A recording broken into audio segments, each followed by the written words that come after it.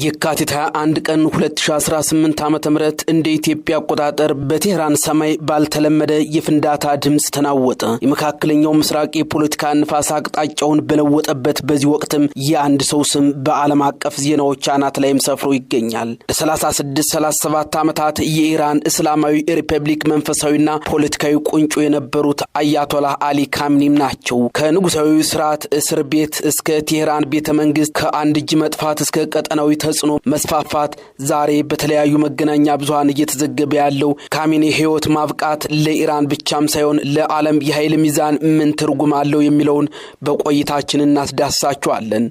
ታሪካቸው የሚጀምረው በ1939 እንደ ኢሮፓ አቆጣጠር በኢራኗ ቅድስት ከተማ ማሻድ ነው። አሊ ካሚኒ ከአባታቸው የወረሱትን መንፈሳዊ ዕውቀት ገና በ11 ዓመታቸው ለሌሎች ማስተማር የጀመሩ ብሩህ ባለ አእምሮ ባለቤትም ነበሩ። ሆኖም መንፈሳዊነታቸው ከፖለቲካው ተነጥሎ አያውቅም። በ1960ዎቹና 70ዎቹ የኢራን ንጉስ ሻህ መሐመድ ረዛ ፓህላቪን በጽኑ ከተቃወሙት ወጣቶች መካከል አንዱ እንደነበሩ ይነገርላቸዋል። ይህ ተቃውሞ ዋጋ አስከፍሏቸዋል። 6 ጊዜ መታሰር፣ በታዋቂው ሳባክ ሚስጥራዊ ፖሊስ እጅ ከባድ ስቃይ ማስተናገድና በመጨረሻም ስደት ማለት ነው። በ1979 የኢራን እስላማዊ አብዮት ሲፈነዳ ካሚኒ ከታላቁ መሪ አያቶላህ ሆሚኒ ጎን ቆመው ወደ ሀገራቸው ተመለሱ። አብዮቱ የሺህ ዓመታት ንጉሳዊ ስርዓትን ሲገረስስ ካሚኒ የጥበቃና የመከላከያ ሚኒስተርነትን ጨምሮ የተለያዩ ቁልፍ ቦታዎችን መያዝ ጀመሩ። በ1981 የተሰነዘረባቸው የግድያ ሙከራ ቀኝ እጃቸውን ቢያሳጣቸውም ለስልጣን ያላቸውን ግስጋሴ ግን ከቶም አላገደውም። በ1989 አያቶላህ ሆሚኒ ሲያርፉ በወቅቱ የሀገሪቱ ፕሬዝዳንት የነበሩት ካሚኒ ጠቅላይ መሪ ሱፕሬም ሊደር ተብለውም ተሰየሙ። ከዚያን ጊዜ ጀምሮ ኢራን በካሚኒ የብረት ዘንግ ስር ወደቀች። ካሚኒ ኢራንን የክልላዊ ኃያልነት ምልክት ለማድረግም ብዙ ደክመዋል።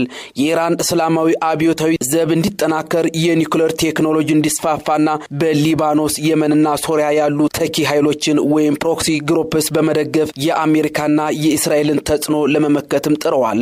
ሆኖም ይህ ጉዞ በአበባ የተነጠፈ አልነበረም። የኢኮኖሚ ማዕቀቦች፣ የውስጥ ህዝባዊ ተቃዋሞችና የሳይንቲስቶቻቸው ግድያ ሀገሪቱን ሲፈትኗትም ቆይተዋል። ካሚኒ ግን ሁልጊዜም ጠላት ካልፈራችሁ አይለቃችሁም በሚለው መርሃቸውም ጸንተዋል። በአትክልት ስራና በግጥም የሚዝናኑት መሪ በፖለቲካው ሜዳ ግን እጅግ ጥንቁቅና የማይለወጡ ሰው እንደነበሩም ይነገርላቸዋል። ለኢራኑ 10 ዓመታት ያህል የኢራንን መንፈሳዊና ፖለቲካዊ መሪነት በአንድ እጃቸው ይዘው ሀገራቸውን በምዕራባውያን ማዕቀብና በውስጥ ውጥረት ውስጥ አሳልፈዋል።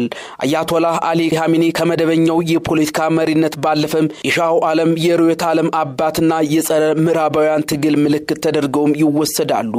ዛሬ ግን ኢራን ከሁለት አቅጣጫ በሚመጣ ከፍተኛ ማዕበል ውስጥም ትገኛለች። በአንድ በኩል ከእስራኤል ጋር የገባችበት ቀጥተኛ ወታደራዊ ፍጥጫ የክልሉን ሰላም ስጋት ላይ ጥሎታል። በሌላ በኩል ደግሞ ቀጣዩ ተተኪ ማን ይሆናል የሚለው ጥያቄ የዛን ሰሞን የቴህራን ቤተመንግስት እያንኳኳ እንደነበርም የሚነገር ሁኔታ ነው። የካሚኒ ስንብት ወይም የፖለቲካ ለውጥን በሚመለከት ለኢራን ብቻም ሳይሆን ለመላው መካከለኛው ምስራቅ አዲስ ምዕራፍ የሚከፍት ይሆናልም ተብሏል። ኢራን እንደቀድሞ የመቋቋም መስመር የተሰኘውን ወታደራዊ ስልቷን ትቀጥላለች ወይስ ወደ ዲፕሎማሲያዊ መለስለት ታዘነብላለች የሚለው ጥያቄ የዓለም አቀፍ ተንታኞች የትኩረት ማዕከል ሆኖ ቀጥሏል። አሁን ትልቁ ጥያቄ ከካሚኒ በኋላ ማን ነው የሚለው ጉዳይ ነው። በእርግጥ ልጃቸው ሙጅታባ ካሚኒ ከበስተጀርባቸው ትልቅ ተጽዕኖ ቢኖረውም ስልጣን በቤተሰብ መውረስ በአብዮቱ መርህ መሰረት የተከለከለ ነው። ሆኖም በካሚኒ ዙሪያ ያሉ አከራካሪ ወገኖች የሙጅታባን መምጣት እንደሚፈልጉ ሲነገር መቆየቱ እሙን ነው። የመሪው ህልፈት በኢራንና በእስራኤል መካከል ያለው ውጥረት ከፍተኛ ደረጃ ላይ በደረሰበት ወቅትም መከሰቱ ቀጣዩን ጊዜ ይበልጥ አሳሳቢ ያደርገዋል የሚሉት ጥያቄዎችም አሳሳቢ ናቸው። የእሳቸው ከዚህ ዓለም መሰናበት ለቴህራን አዲስ የፈተና ወቅት መጀመሪያ ሳይሆንም አይቀርም። አሜሪካ የፍትህ እርምጃ ስትለው ኢራን ደግሞ ታሪካዊ ሰማዕትነት ብለዋለች። አሁን ጥያቄው የነበረው ተተኪ ላይ ነው። ልጃቸው ሙጅታባ ካሚኒ የአባቱን ዙፋን በትናንትናው ዕለት ተረክቧል። የ56 ዓመቱ ሙጅታባ ካሚኒ በኢራን ከፍተኛ የፖለቲካና የሃይማኖት ስልጣን ያለውን የበላይ መሪ ቦታ እንዲይዙም ተመርጠዋል። ምክር ቤቱ ምርጫውን በሚስጥርና በከፍተኛ ጥንቃቄ ሲያካሂድ የቆየ ሲሆን በስተመጨረሻም የካሚኒ ስም ይቀጥላል በሚልም ሹመቱን ይፋ አድርጓል።